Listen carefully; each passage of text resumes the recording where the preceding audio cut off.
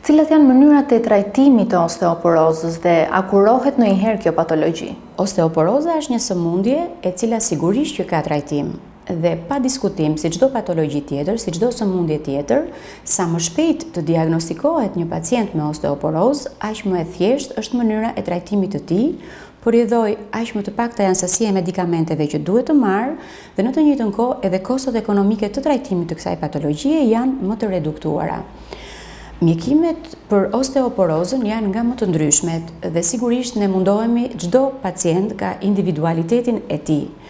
Mundohemi që të përzgjedhim produkte të cilat trajtojnë osteoporozën në mënyra të ndryshme në pacientë të ndryshëm, kur ajo është primare dhe kur ajo është sekondare, ka mjekime të ndryshme. Kur osteoporoza ndodh tek një grua para menopauzës, sigurisht që mjekimi për të është i ndryshëm nga gratë postmenopauzës. Ashtu si teknologjia e farmaceutikës ka evoluar dhe ka avancuar shumë për të gjitha sëmundjet, edhe për osteoporozën, sot kemi medikamentet të cilat janë absolutisht shumë të mira, shumë cilësore, mjekojnë shumë mirë osteoporozën, pa diskutim që duhet të jemi shumë të kujdesshëm në përzgjedhjen e tyre sepse medikamentet kanë edhe efekte anësore. Në qoftë se një grua kapet që në stadiet e para të osteoporozës dhe merr mjekimin e duhur, absolutisht që arrim të kalojmë nga vlera osteoporotike drejt vlerave normale. Por ka raste kur për shkak të sëmundjeve shoqëruese,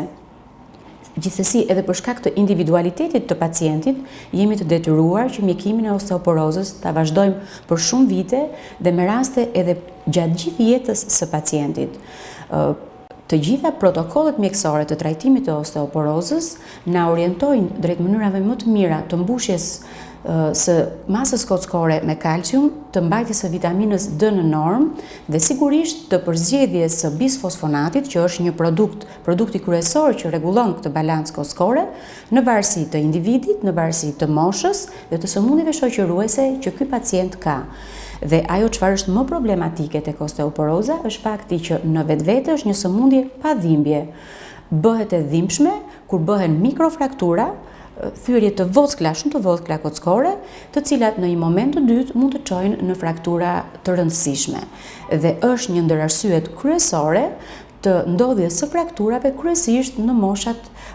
pas menopauzës dhe andropauzës ose ndryshe në moshat e treta. Ndaj, pavarësisht kohës zgjatjes së osteoporozës, trajtimit të osteoporozës është domosdoshmëri trajtimi i saj, përzgjedhja e medikamentit të duhur, jo vetëm për të mjekuar osteoporozën në vetvete, por edhe për të parandaluar frakturat që vijnë si rezultat